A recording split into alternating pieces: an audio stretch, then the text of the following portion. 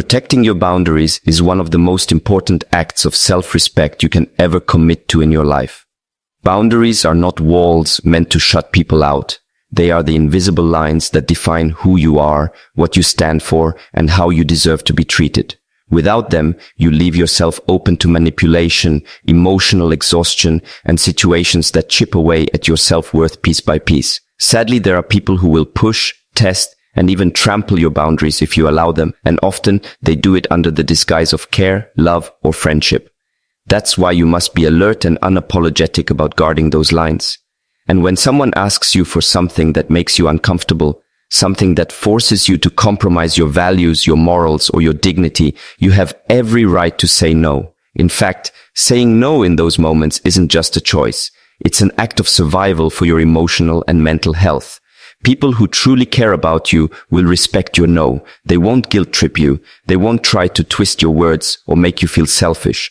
The ones who push harder when you set a limit are the exact people you need to be cautious of. And think about it.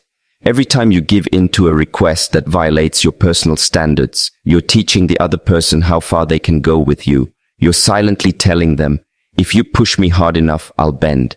And once they know that, they'll keep pushing, not because they need to, but because they know they can. This is how toxic cycles begin. It's how manipulative people slowly gain more and more control over your time, energy, and even your identity. And boundaries aren't just about saying no to big, obvious violations like physical harm or clear disrespect. They're also about the subtle things, emotional invasions, unwanted obligations, and constant demands on your time. For example, someone might repeatedly ask you to cancel your plans to accommodate theirs, or they might expect you to always be available when they call, regardless of what you're doing. These patterns may seem harmless at first, but they build resentment over time and drain your emotional energy. That's why setting boundaries early and enforcing them consistently is critical. And it's also important to understand that you are not responsible for how someone reacts to your boundaries. If you say, "I'm not comfortable doing that," and they respond with anger, guilt, or emotional withdrawal, that's their choice, not your fault. People who respect you will respect your limits, even if they don't fully agree with them. Those who get upset are often the ones who benefited from you not having boundaries in the first place. And protecting your boundaries also means recognizing your own worth. You have to believe deep down that you are worthy of respect, kindness, and consideration. When you truly internalize that belief, it becomes much easier to walk away from situations and people who treat you otherwise.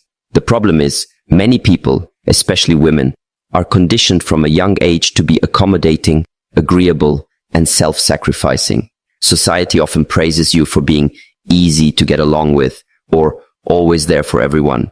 But being overly accommodating at the expense of your own well-being is not a virtue. It's a vulnerability that can be exploited. And you don't owe anyone unlimited access to your time, your emotions, or your resources. Just because someone is close to you, a friend, a family member, a partner, doesn't mean they are entitled to cross your boundaries. In fact, the people closest to you should be the most respectful of them. If they are not, that's a warning sign you cannot afford to ignore. And learning to protect your boundaries may be uncomfortable at first, especially if you've spent most of your life trying to please others. The first time you say no to someone who's used to hearing yes, they might react with shock, disappointment, or even hostility. They might accuse you of being selfish, difficult, or not the same person anymore. But remember this, people who truly love and respect you will adapt to your boundaries. Those who don't will fall away. And as painful as that may feel in the moment, it's actually a gift. It's life clearing out the people who were never meant to stay in your circle. And another thing to remember is that boundaries are not set once and forgotten. They are maintained through consistent action. It's one thing to say, "I won't allow this," but it's another to follow through when someone tests you. If you make an exception every time someone pressures you, you're not protecting your boundaries. You're just drawing them in sand, where they can be easily washed away. Real protection means holding the line, even when it's hard, even when it costs you relationships or opportunities.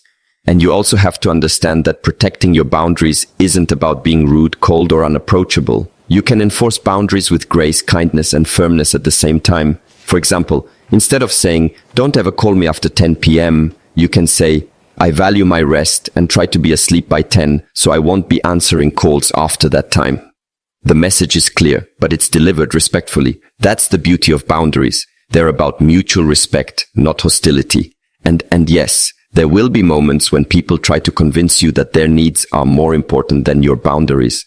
They might say things like, if you loved me, you'd do this for me, or it's just this one time. This is where you have to stand firm. Love, whether it's romantic or platonic, should never be used as leverage to break your boundaries. The moment someone tries to equate your worthiness of love with your willingness to abandon your standards, that's not love, it's manipulation.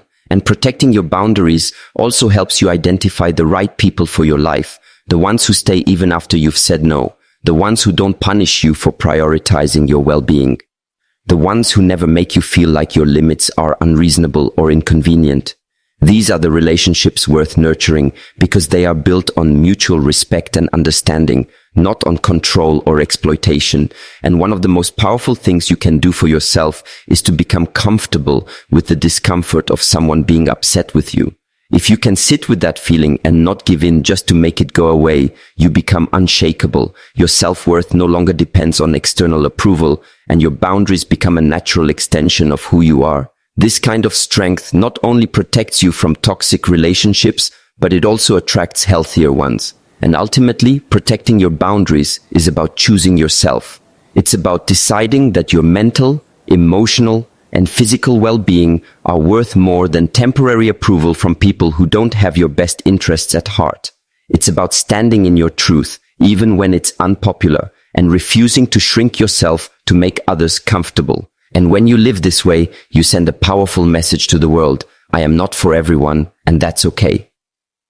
Recognizing manipulation early is one of the most valuable skills you can develop, because by the time manipulation becomes obvious, the damage is often already done. Manipulation is rarely loud and aggressive in the beginning. It's subtle, calculated, and carefully disguised as care, love, or even guidance. It doesn't usually come from a stranger. It comes from someone you trust, someone you feel safe around, someone who knows exactly how to tap into your emotions to get what they want.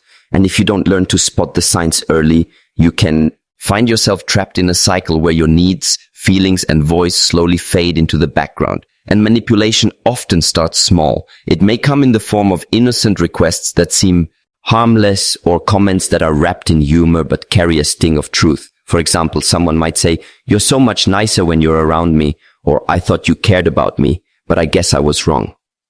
These statements may sound like casual remarks, but they're actually meant to make you question yourself. They create a subtle pressure to behave in ways that please the manipulator rather than in ways that are true to yourself. And one of the most dangerous things about manipulation is that it often uses your own good qualities against you. If you're kind, they'll play on your compassion. If you're loyal, they'll frame their demands as a test of your loyalty. If you're hardworking, they'll take advantage of your willingness to give more. They learn your strengths and values, and then they twist them into tools to control you. And by the time you notice, you may already feel guilty for wanting to pull away. And another early sign of manipulation is the constant shifting of blame. No matter what happens, somehow it's always your fault. If they hurt you, they'll say you're too sensitive. If they lie, they'll say you misunderstood. If they break a promise, they'll claim you had unrealistic expectations.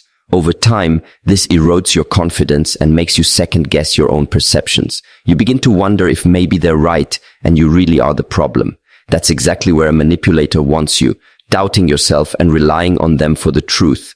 And manipulators also excel at timing. They know when to ask for something, often when you're tired, distracted, or emotionally vulnerable. They'll wait for a moment when you're less likely to resist and more likely to agree just to avoid conflict. This is why it's crucial to be mindful of your emotional state when making decisions. If you feel pressured to decide immediately, take that as a warning sign.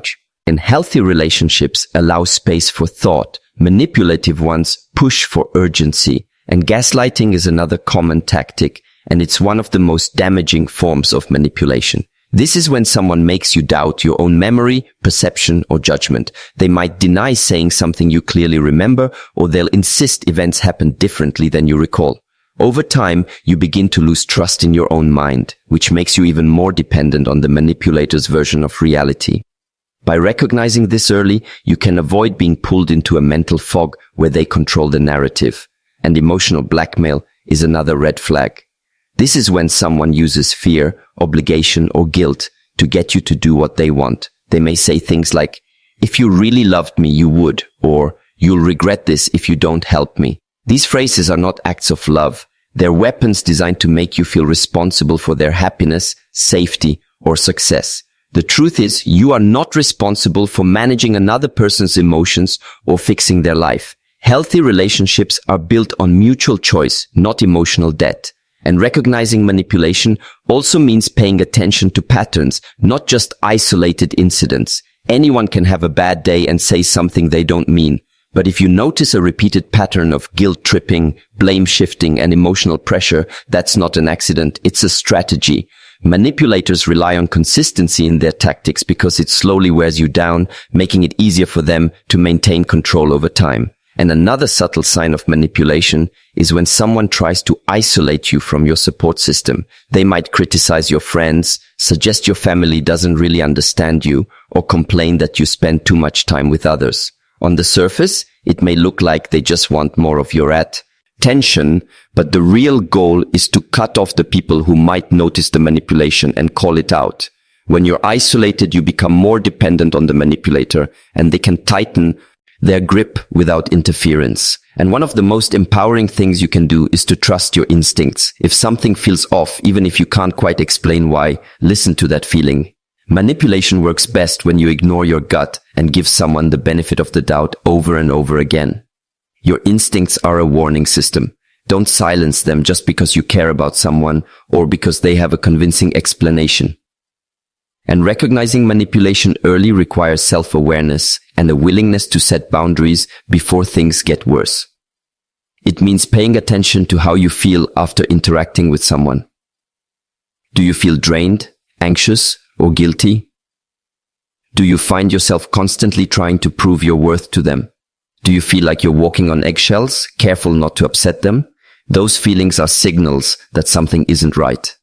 And it's also important to seek outside perspectives. When you're in the middle of a manipulative situation, it can be hard to see it clearly. Talking to a trusted friend, mentor, or therapist can help you spot red flags you may be overlooking. Manipulators thrive in silence and secrecy. The more you talk about your experiences, the harder it is for them to maintain control. And the earlier you recognize manipulation, the easier it is to walk away before the damage deepens. You don't need to wait until you're completely drained, isolated, or broken to take action. The moment you notice consistent patterns of control, guilt tripping, or emotional pressure, you can choose to distance yourself. It's not your job to fix a manipulator. It's your job to protect your peace, your self-respect, and your freedom. And remember, walking away from manipulation is not a loss. It's a victory. It means you caught it in time. It means you trusted yourself enough to act. And most importantly, it means you've chosen to surround and yourself with people who respect you for who you are, not for what they can take from you. And our self-worth is not a bargaining chip, and it should never be placed in the hands of anyone who thinks they can buy it, manipulate it, or take it away. One of the most dangerous traps women fall into is believing that their value depends on how much they can please others.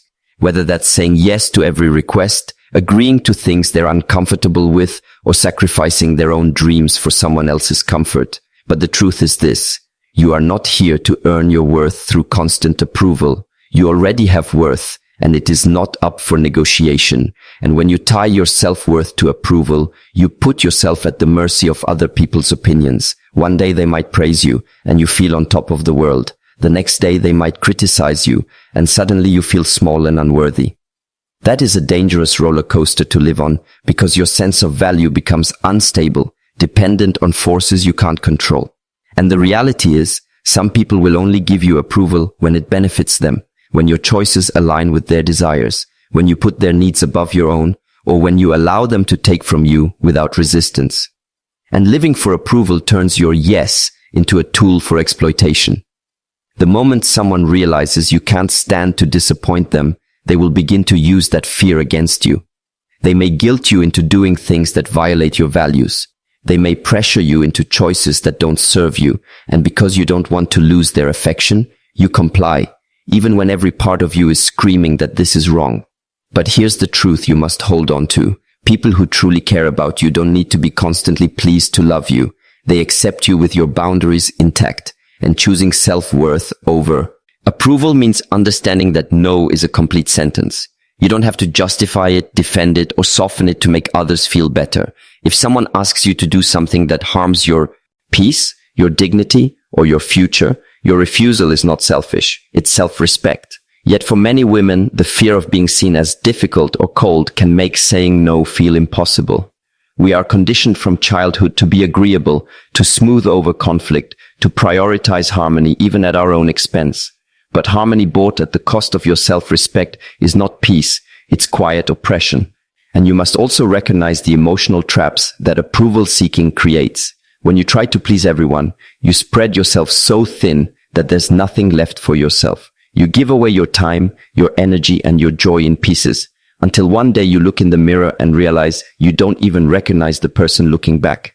That's because you've been living for other people's validation instead of your own fulfillment. And the tragedy is, no matter how much you give, it will never be enough for some people.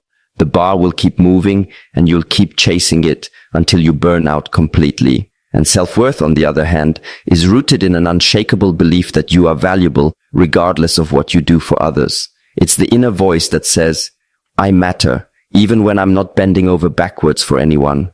It's knowing that you can walk away from relationships, jobs, or situations that demand too much and give too little.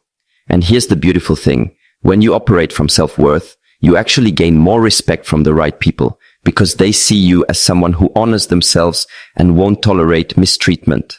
And it's also important to understand that self-worth changes the type of relationships you attract. When you value yourself, you naturally repel those who seek to exploit you, because they can sense that you won't play their game. Yes, you may lose people in the process, and yes, it will hurt, but those losses are blessings in disguise. Every time you refuse to settle for less than you deserve, you make space for healthier, more balanced connections to enter your life. And self-worth is also tied to the ability to forgive yourself when you make mistakes. People who depend on approval often punish themselves harshly when they fall short, because their entire sense of value is tied to being perfect in the eyes of others. But perfection is not possible, and it's not necessary. Real self-worth allows you to own your mistakes, learn from them, and keep moving forward without shame.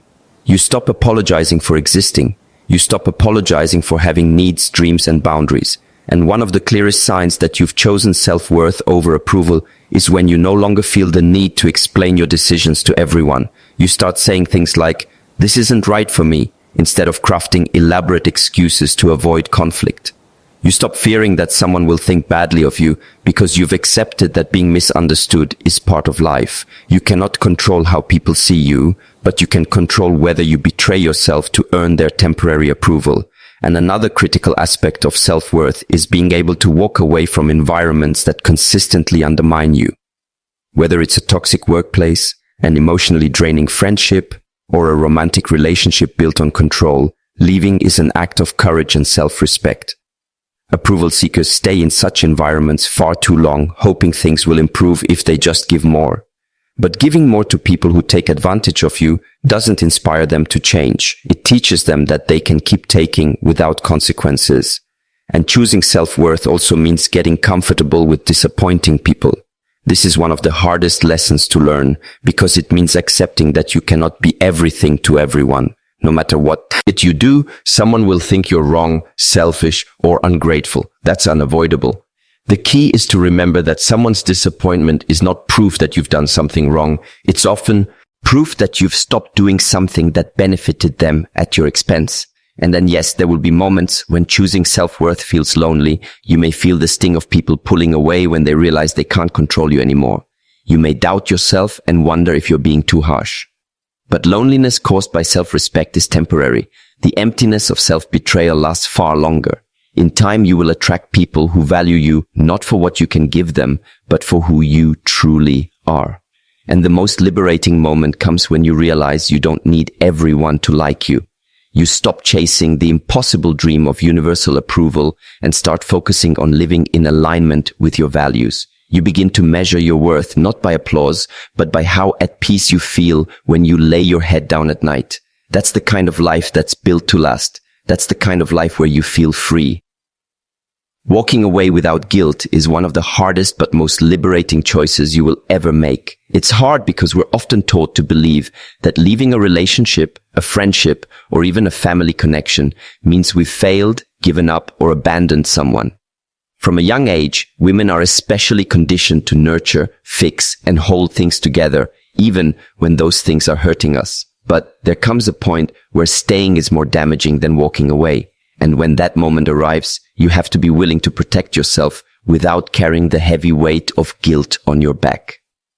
And the truth is, the right people will never ask you to harm your mental, emotional, or physical well-being to keep them in your life. They will never make you choose between your peace and their presence. They will never demand sacrifices that cost you your dignity or your health. If someone does, that's a clear sign they are not the right person for you. And when you recognize that, walking away becomes an act of self-respect, not selfishness. But here's where the challenge comes in. Manipulative or self-centered people are experts at making you feel guilty for leaving. They will remind you of all they've done for you. They will highlight the good times and minimize the bad. They will paint you as ungrateful, heartless, or disloyal. They may even cry, beg, or make promises they have no intention of keeping, just to make you second-guess your decision. This is why you have to remind yourself that guilt is not the same as wrongdoing. Feeling bad about leaving doesn't mean you're making the wrong choice. It just means you're human and you care. But caring for someone does not require sacrificing yourself for them. And walking away without guilt starts with clarity. You have to be absolutely certain about why you're leaving. Write it down if you have to. List the patterns, the broken promises, the ways you've compromised yourself. When you see it clearly, it becomes harder for temporary emotions or manipulative tactics to sway you. Clarity creates conviction, and conviction is what keeps you from going back to situations that you know are harmful. And another key is understanding that leaving doesn't require the other person's agreement or approval. You do not owe them a debate, a defense, or a chance to convince you to stay. This is your life, and you get to decide who earns a place in it. If someone repeatedly disrespects your boundaries, disregards your feelings, or damages your peace, they forfeit their privilege to remain in your space. You are not responsible for convincing them of that truth. They've already shown it through their actions. And walking away without guilt also means releasing the fantasy of what could be and accepting the reality of what is. Many people stay in damaging situations because they're holding on to the potential of who the other person could become, rather than acknowledging who that person has consistently shown themselves to be. You might love the idea of them, the memory of who they were at their best, or the hope that they will change. But hope is not a strategy, and potential is not enough to keep you safe or fulfilled. You cannot build your life on what ifs. You can only build on what is real. And there's also the matter of loyalty. Women are often told that loyalty means staying no matter what. But real loyalty is a two-way street. It's mutual, respectful, and rooted in care for each other's well-being. Loyalty should never require you to betray yourself. If your loyalty to someone is destroying your mental health, draining your spirit, or holding you back from your purpose, that's not loyalty, that's bondage. And breaking free from that is not betrayal, it's liberation. And one of the most empowering things you can do is to reframe the way you see walking away. Instead of seeing it as leaving someone behind, see it as moving toward a healthier, safer, and happier life. Instead of focusing on what you're losing, focus on what you're gaining. Peace, clarity, energy, and the space to attract relationships that are truly supportive. This shift in perspective doesn't just make it easier to walk away, it helps you stay gone. And you also have to be prepared for the loneliness that can come after leaving. Even toxic situations can feel comfortable simply because they're familiar. When you walk away, you're stepping into the unknown, and that can be unsettling. You might miss the person, not because they were good for you, but because your life was intertwined with theirs for so long. That's normal. It's also temporary. The loneliness you feel after walking away will fade. The peace you gain from walking away will only grow. And to walk away without guilt, you must also let go of the need to explain yourself to everyone else. Not everyone will understand your decision, and that is okay. Some people will judge you without knowing the full story. Others may take the other person's side. You can't control that. The only person who needs to fully understand and approve of your choice is you. Your peace matters more than their opinion. And another vital part of releasing guilt is remembering that you're not responsible for saving someone from the consequences of their own actions. If their behavior caused the breakdown of the relationship, it's not your job to protect them from the fallout. You didn't abandon them. They abandoned the relationship when they chose their actions over your well-being. You can care about someone and still decide not to carry the burden of fixing what they broke. And walking away without guilt is also about trusting that you can and will rebuild. Sometimes guilt comes from the fear that you won't find better, that this was as good as it gets. But better does exist, and it often starts with bettering yourself. When you leave situations that drain you, you create room for growth, healing, and relationships that align with your values. You're telling the universe, I'm ready for more, I'm ready for better, I'm ready for love and respect that don't hurt. And finally, you must practice forgiveness, not for them, but for yourself. Forgive yourself for staying as long as you did. Forgive yourself for the times you doubted your instincts. Forgive yourself for the mistakes you made while trying to make it work. Carrying guilt will only slow your healing. Let it go, not because what happened was okay, but because you deserve to be free. And walking away without guilt is the ultimate act of reclaiming your power. It's a statement that says, I choose me. And once you've made that choice, you will find that the people who belong in your life will meet you where you are, respect the boundaries you've built, and never make you choose between loving them and loving yourself.